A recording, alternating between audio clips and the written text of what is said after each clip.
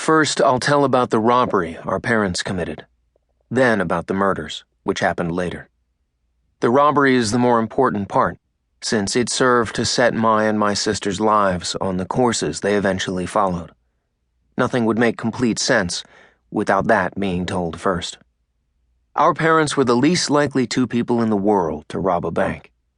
They weren't strange people, not obviously criminals. No one would have thought they were destined to end up the way they did. They were just regular. Although, of course, that kind of thinking became null and void the moment they did rob a bank.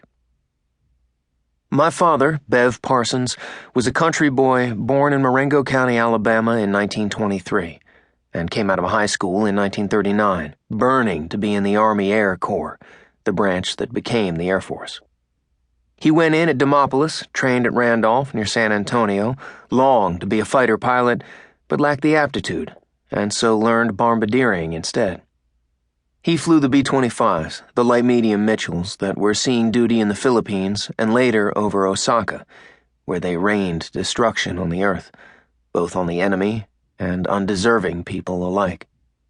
He was a tall, winning, smiling, handsome 6-footer. He barely fitted into his bombardier's compartment, with a big, square, expectant face and knobby cheekbones and sensuous lips and long, attractive, feminine eyelashes. He had white, shiny teeth and short black hair he was proud of, as he was of his name. Bev. Captain Bev Parsons. He never conceded that Beverly was a woman's name in most people's minds. It grew from Anglo-Saxon roots, he said. It's a common name in England. Vivian, Gwen, and Shirley are men's names there. No one confuses them with women. He was a non-stop talker, was open-minded for a Southerner, had graceful, obliging manners that should have taken him far in the Air Force, but didn't. His quick hazel eyes would search around any room he was in, finding someone to pay attention to him. My sister and me, ordinarily. He told corny jokes in a Southern theatrical style, could do card tricks and magic tricks, could detach his thumb and replace it, make a handkerchief disappear and come back. He could play boogie-woogie piano and sometimes would talk Dixie to us, and sometimes like Amos and Andy.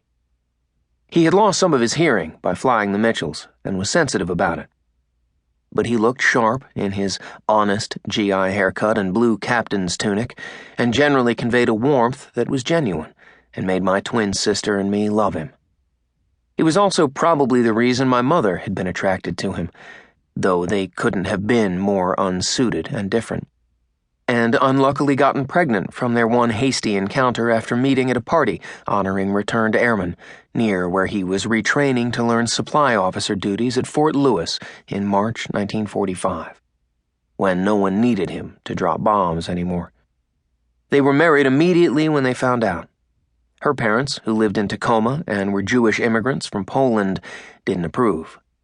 They were educated mathematics teachers and semi-professional musicians and popular concertizers in Poznan, who'd escaped after 1918 and come to Washington State through Canada and became, of all things, school custodians.